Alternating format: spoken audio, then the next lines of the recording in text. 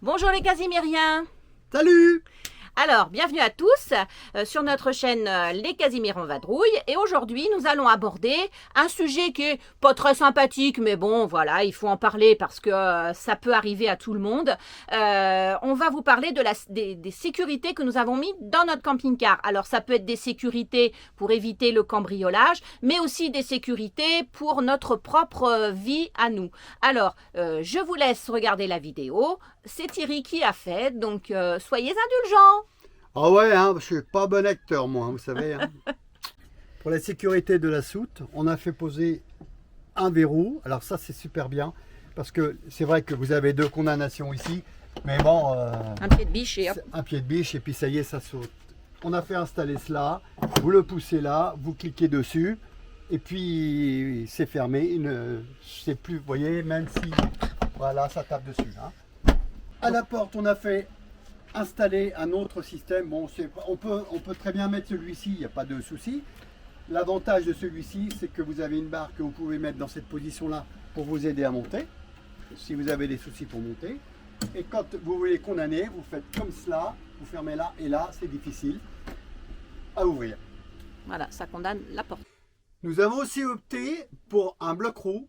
Ce bloc-roue, on l'installe effectivement quand on est en stationnement prolongé, mais lorsqu'on n'est pas dedans, parce que quand on est dedans, bon, en principe, on peut se défendre. Mais quand on n'est pas dedans, le bloc-roue plus la canne, ça peut être très très efficace.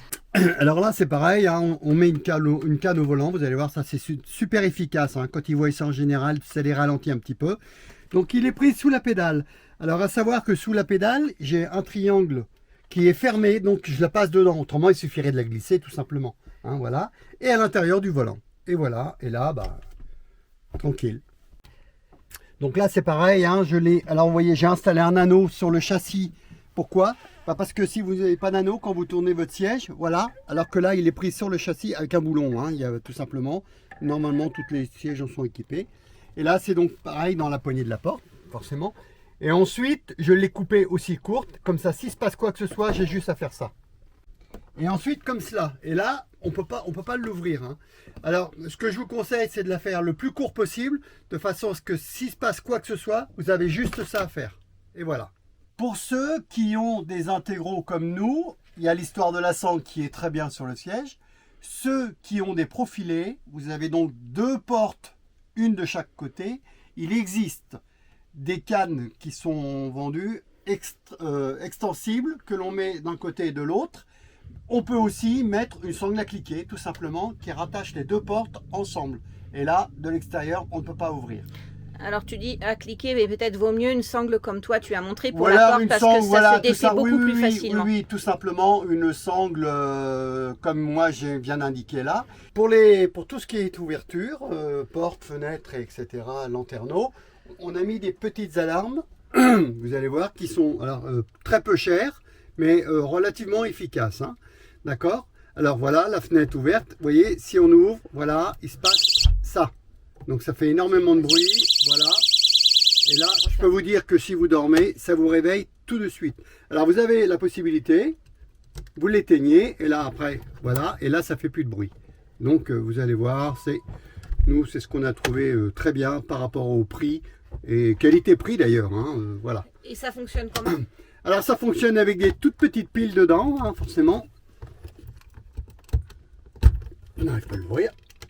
Voilà, vous voyez, ce sont des petites piles comme cela. Alors de temps en temps, si on ne s'en sert pas souvent, vérifiez que les piles sont encore bonnes. Ceci dit, nous, elles ont tenu plus d'un an. Hein. Ça là-dessus, il n'y a aucun souci. Et quand je dis plus d'un an, c'est plus d'un an. Vous pouvez penser aussi que pour vos effets très personnels et très importants, genre l'ordinateur, les papiers que vous n'allez pas prendre avec vous, quand vous allez vous promener en excursion ou cela, optez pour un coffre. On n'en dira pas plus. Un coffre-fort. Un coffre-fort. Voilà. On n'en dira pas plus. C'est au choix de chacun d'installer le coffre qui convient à l'endroit qui convient. Nous avons fait installer des détecteurs de gaz. Donc il y a 3 appareils. Vous allez voir. Je vais expliquer après pourquoi.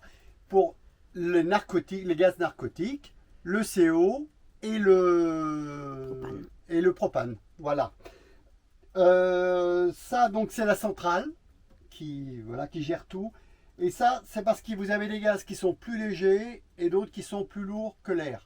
Donc il y en a Donc un il en faut un qui soit en bas en bas. pour les gaz qui seront plus lourds et un qui sera plus haut pour les gaz qui seront plus légers.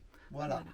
Après, si vous l'installez vous-même, il est conseillé de le mettre près de la porte ou près des, comme là, du réfrigérateur, puisque c'est lui qui va faire des émanations. Ouais. Ils disent centré dans le camping-car, c'est-à-dire Voilà. qu'il y est, voilà. Ou près de la porte pour le narcotique, parce que c'est peut-être par là qu'ils vont injecter le gaz. Voilà. Et près des, Ouais. du réfrigérateur, parce que c'est là où il peut y avoir des émanations de monoxyde de carbone. Et c'est efficace, hein, parce que Oui, on a testé. on l'a testé et on l'a déclenché une fois. Voilà. Alors en prévention pour les incendies, on peut aussi installer un détecteur de fumée au plafond comme on a dans les appartements ou dans les maisons. Hein. Ça peut être aussi tout à fait efficace. Ça coûte pas très cher. Et ça coûte pas trop cher non plus. ça peut nous sauver la vie. Et ça peut nous sauver la vie. Voilà. Donc nous, on l'a pas encore fait, mais on va le faire en rentrant. Voilà. Alors là, nous, ce qu'on a aussi qui est bien pour la sécurité, c'est un extincteur. Il peut être très utile en cas d'incendie, alors que ce soit chez vous, dans votre camping-car, ou sur la route, à un autre véhicule. Ça peut sauver des vies et ça, c'est très très bien. Puis ça nous sert aussi à mettre notre Hervé. Et ça nous sert aussi pour mettre Hervé. Voilà. Pour ceux qui ont regardé et qui savent à quoi il sert. Voilà. Si vous ne connaissez pas Hervé, je vous mets le petit lien en haut à gauche. Et ce qu'il faut savoir aussi, ce qui est bien, parce qu'en cas de problème, on ne sait jamais ce qui peut se passer, c'est d'avoir un brise-vitre que nous possédons. Le brise-vitre, on l'a accroché ici, comme ça on l'a à portée de la main pour l'utilisation et on peut casser la vitre et ça nous permet d'évacuer. C'est fait exprès, hein, c'est du pro, hein, ça n'a pas de problème. Ça s'achète dans les magasins d'accessoires voiture, voilà. accessoires camping-car, tout ce qu'on veut. Ça peut aussi servir en cas d'accident pour d'autres véhicules. Pour d'autres véhicules, il faut toujours penser, aussi, faut toujours penser à son véhicule, mais il faut toujours penser aussi aux véhicules des autres sur la route quand on intervient sur un accident, sur un problème quelconque. On sait nous, on peut être outillés pour nous, donc pour les autres aussi. Vas-y. Et en complément, pour les ceintures de sécurité, parce que ça, on a entendu des choses des fois où les ceintures de sécurité restent bloquées en cas d'accident et tout. On a un cutter et ça permet de couper la ceinture si jamais elle est coincée et qu'on n'arrive pas à l'enlever. En cas de panique aussi, on s'embête pas et tout de suite, on peut être sauvé, mais on peut aussi sauver quelqu'un d'autre dans Toujours. une... Alors, il existe aussi des coupes-ceintures, hein, pareil, dans les magasins d'accessoires automobiles. Voilà, si vous préférez avoir un coupe-ceinture, nous, on a opté pour le cutter parce que ça peut faire aussi autre chose. Voilà. Pour terminer, les précautions de stationnement. Quand on part comme ça, on est toujours très détendu, on pense toujours au petit bonheur qui nous attend, la visite, enfin les vacances. On a un petit peu la tête en l'air, on va faire les courses, on s'en va tous les deux faire les courses. Quand on revient, des fois, il n'y a plus de camping-car ou il a été cambriolé.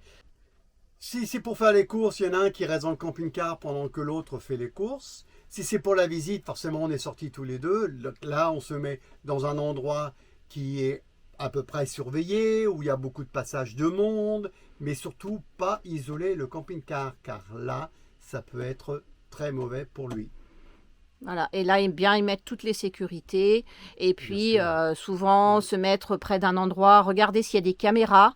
Donc ça peut être très dissuasif, les caméras publiques, ou près aussi des... Beaucoup de passages de police aussi. Voilà, près d'un poste de police. Voilà. Voilà. Mais franchement, évitez vraiment les centres-villes pour se garer. Faites très attention. Mieux vaut... On a eu des gens qui nous ont raconté qu'ils s'étaient fait Puis nous aussi, on s'est fait cambrioler. Donc voilà, on le sait. On a subi une mauvaise expérience. Donc tout voler, même le petit chien. Donc voilà. vous voyez, ça peut être Et aussi, voilà, c'est que vaut mieux se garer dans une aire surveillée et puis après soit prendre les transports en commun, soit prendre ses vélos pour aller visiter tranquillement la ville. Alors les vélos aussi, attention, bien les attacher. Voilà, pareil. alors pareil, je vous mets un lien pour la vidéo sur comment choisir ses vélos et comment les garder. Et pour passer des bonnes vacances, faites tout cela et vous serez beaucoup plus tranquillisés. Voilà. Un outil que nous possédons tous dans nos camping-cars, en théorie bien sûr, c'est la lampe. Alors cette fameuse lampe qui est super bien, donc on s'en sert pour éclairer, hein, Voilà.